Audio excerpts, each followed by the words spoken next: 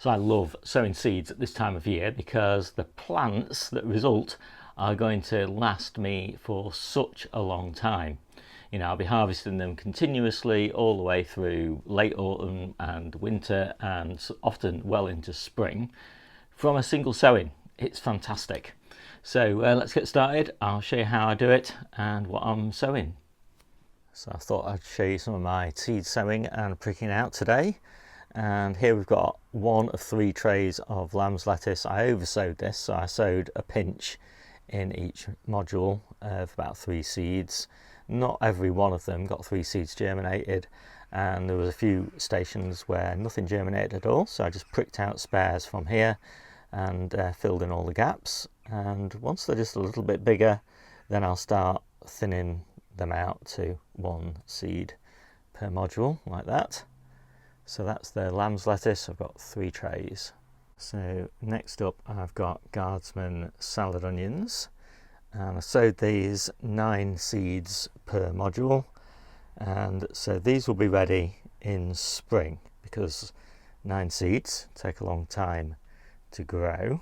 And then I've got another tray of guardsman salad onions. These are only 6 seeds per tray, so these should be ready in late winter. Next up, Leela salad. They're a salad onion, but they also will bulb.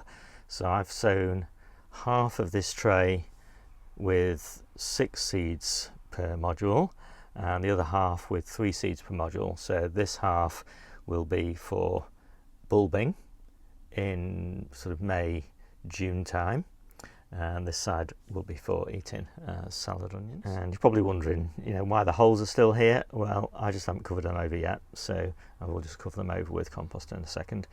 Next up, scarlet globe radishes, and there's only 3 seeds per module in here because we're getting a bit late now for radishes, given light levels will be reducing quite significantly in September. And Tokyo Cross turnips, and again only 3 seeds per module there. Again, it's getting a bit late for turnips, but they'll grow okay. Just, you don't want 5 seeds per module or something at this time of year. And then finally we've got giant winter spinach, and as you can see, the lights finally come on. 2 seeds per module, and I like 2 seeds per module at this time of year. I can do more than that, obviously, when you're growing them in the spring. But in winter, I just find plants just a lot healthier when there's only 1 or 2 seeds per module. Next up, we've got Claytonia or winter purslane, which is, or miner's lettuce, which is also one of my favourites. Very nutritious lettuce, very tiny seeds, so I'm only going to put a couple of seeds, 2 or 3, in each of these modules. And each one of these does grow into quite a reasonable sized clump. I'll have another batch that'll grow in the polytunnel that'll start in a few weeks' time. These will grow outside. I've also pricked out quite a lot of these little kales. These are scarlet, these are sympathetic, these are dwarf green, and these are April spring cabbages. So quite a nice selection here of different brassicas.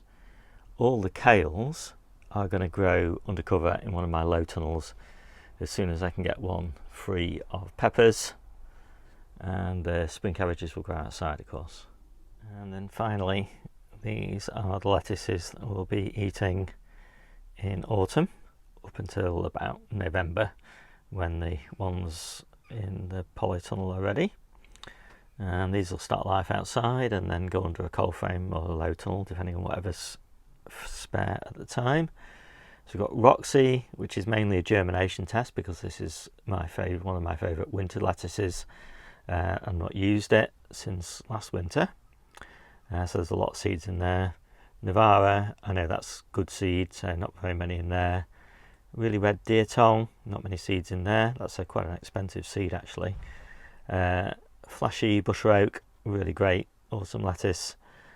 Grenoble red, great autumn, winter, spring lettuce. and Riccia, which did well in summer last year but has been terrible this summer, but was really good in winter again, so autumn and winter. So nice selection there. Try to have 6 different types of lettuce on the go at any particular time. So there was a time when I used to be really careful about watering my seedlings, but now I just water them in with a fine rose, and they seem to do just as well as when I took extra special care of them. So delicate little plants like the lamb's lettuce are still growing inside for a while. Onions are germinating inside and then they're growing outside. Kind of bonus plants like the radishes and turnips and things like that, they're growing outside once they're germinated. All the onions will be germinated inside in a cool bedroom because it's just so much easier to keep the temperature low for them there.